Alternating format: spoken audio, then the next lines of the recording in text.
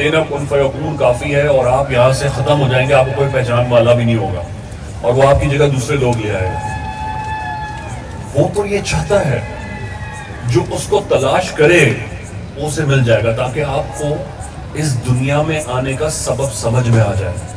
دیکھیے حسین کے اس پیغام کو سمجھنے کے لیے آپ کو اسباب کو سمجھنا بہت ضروری ہے۔ اگر آپ اس سبب کے رشتے کو نہیں سمجھیں گے تو آپ حسین بن علی کے اس میسج کو نہیں سمجھ سکیں گے کہ اگر آپ کے پیرنٹس کو کوئی برا کہہ دے تو آپ کو برا لگتا ہے، آپ کے سامنے آپ کے والدین کو کوئی بری نظر سے کہہ دے یا آپ کے ودن دی امیڈیٹ فیملی ممبرز میں ہی کوئی آپ کے والدین سے کوئی غلط کامنٹ ایسوسیٹ کر دے، آپ کو برا لگے گا۔ فلاں محفل میں میری ماما کے لیے انہوں نے ایسی بات، فلاں محفل میں میرے بابا کے لیے انہوں نے ایسی بات، آپ کو برا لگے گا۔ سبب کا رشتہ ہے اور محبت کا رشتہ۔ مالک یہ سمجھانا چاہ رہا ہے تم سبب سے محبت کرتے ہو، وہ سببی رشتے ہیں، مجھ سے محبت کرو، میں بے سبب ہوں۔ اگر تم چاہتے ہو میری پہچان کرو تو تمہیں پہنچنا مجھ تک سبب اور اسباب سے ہی پڑے گا۔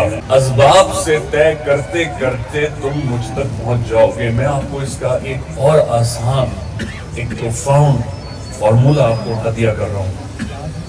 اللہ پاک نے قرآن میں فرمایا ہے پروفٹس کے لیے اور سرکار کے لیے، اے میرے نبی لوگوں کو دین کی طرف بلائیے، لیکن میری محبت کو ان کے اوپر مسلط نہ فرمائیے، یعنی امپوزیشن نہ کیجیے، قانون کی انفورسمنٹ کیجیے، نفاذ پذیری کیجیے، اس کو اختیار کرنے کا بتائیے، لیکن میری محبت کو کسی پر مسلط نہ کیجیے، کیونکہ میں نے اپنی محبت کو اپنے تڑپنے پر لاک کر دیا۔ اس سے وہی لوگ ان لاک کر سکیں گے جو تڑپ کر مجھے چاہیں گے۔ تو آپ لاکھ کسی پر محبت مسلط کرنا چاہیں، آپ خدا کی محبت کو ان کے دل میں اتار نہیں سکتے جب تک ان کا دل اندر سے اس کے لیے نہ تڑپے۔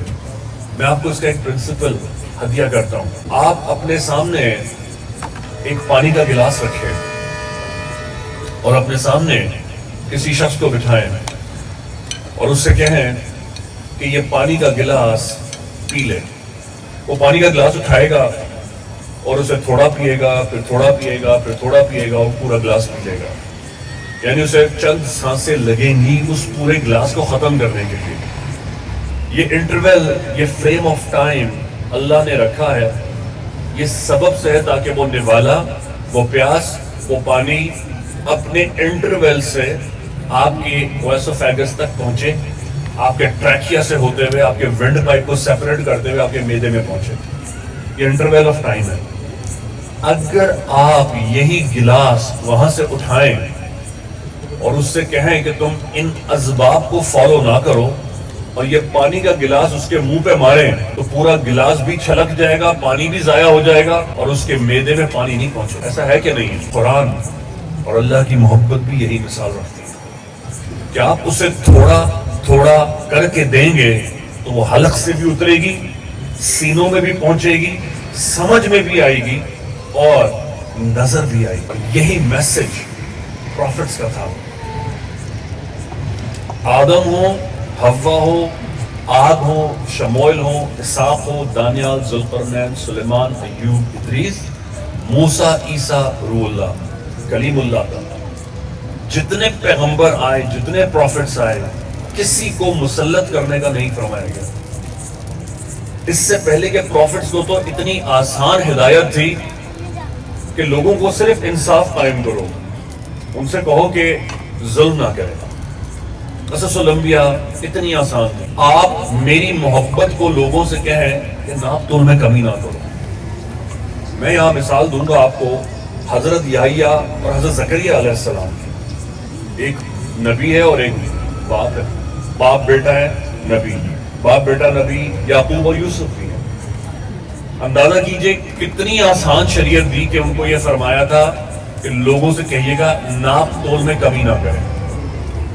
اب ان کی امت ناپ تول میں کمی کرتی تھی، وہ بار بار منع کرتے تھے، یار آپ سکیل صحیح کیا کریں، یا آپ تولنے میں ایسا کیوں کر دیتے ہیں؟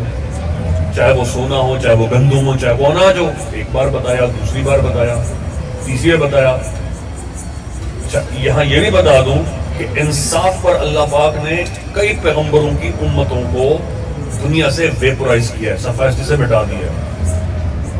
اور وہ کیا گناہ کرتے تھے؟ ناپ تول میں کمی کرتے تھے۔ صرف ناپ تول میں نیگلیجنس کی وجہ سے اللہ پاک نے ان پر عذاب بھیجے، ان کو مسخ فرما دیا، ان کی نسلوں کو ان کے نام و نشان تک کو مٹا دیا۔ صرف اتنی آسان شریعت دی تھی کہ جناب تم ناپ تول میں کمی نہ کرنا۔ پھر اس کے بعد دیکھو، اگر شادی اور نکاح کرو تو مردوں کو عورتوں سے کرنا چاہیے، عورتوں کو مردوں سے کرنا چاہیے۔ اتنی آسان شریعت تھی۔ یہ کس کی شریعت تھی؟ قوم عاد کو۔ انہوں نے ان کو چھوڑا اور مردوں کا مردوں سے، عورتوں کا عورتوں سے نکاح شروع کیا۔ اللہ پاک نے کیا کیا؟ مسخ فرمایا، پتھروں کا عذاب آیا، لٹکا دیا۔ اس کے بعد پروفٹس کو کیا شریعت دی؟ کتنی آسان شریعت تھی۔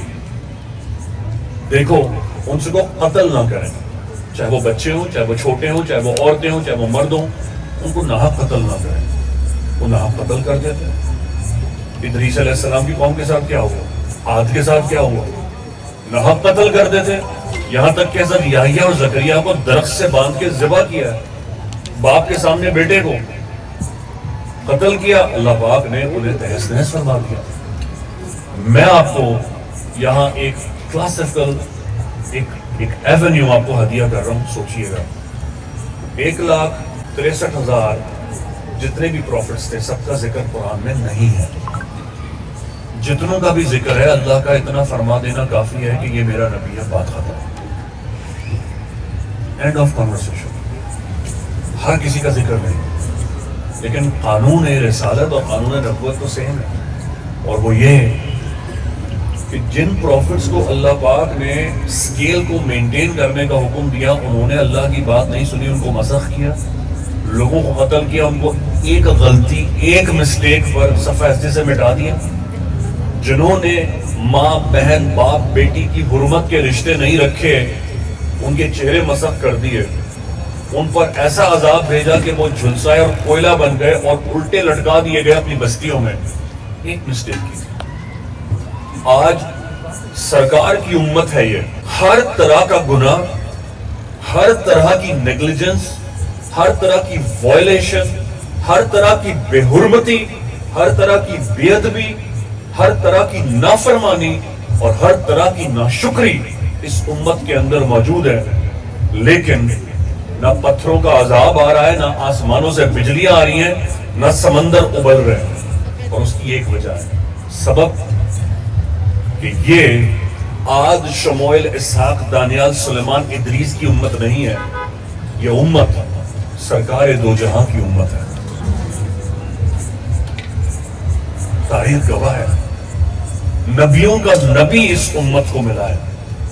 تو یہ اللہ پاک نے کنسیشن بخشا اس امت کو کہ جاؤ میں تمہیں مہلت دیتا ہوں۔ پچھلی امتوں کو یہ مہلت نہیں دی گئی، اور سرکار کیا فرما رہے ہیں؟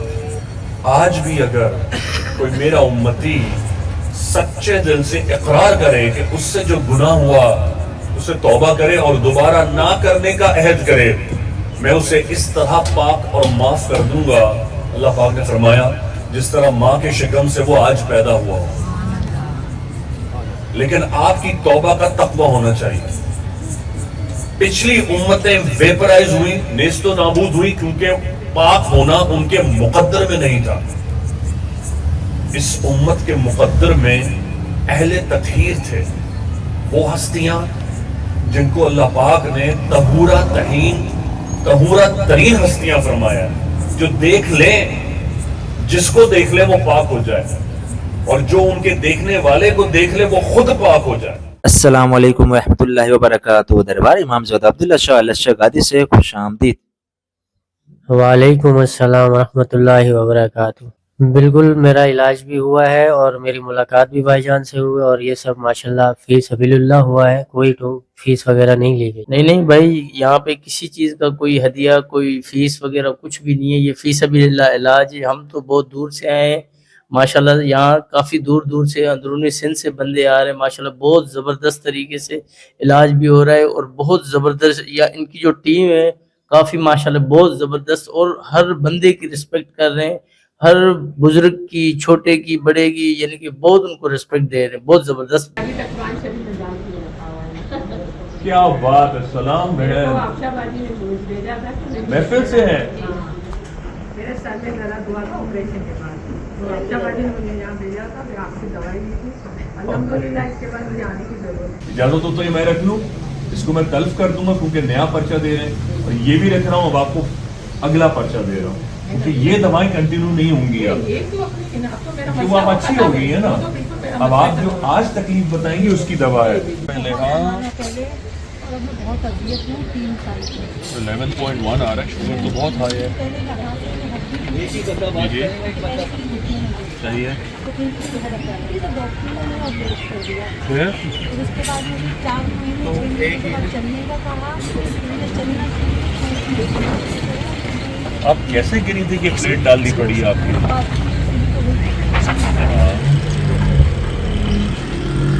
سیدھا پاؤں ہے نا. آپ کے ساتھ کون ہے؟ السلام علیکم. آپ آ جائیے. میں نے سب چیزیں سمجھ لی ہیں، ساری دوائیاں انشاءاللہ. پہلے بھی تو آئی تھی نا، چل کر آئی تھی. تم امام زادہ کے پاس چل کر آؤ گی انشاءاللہ.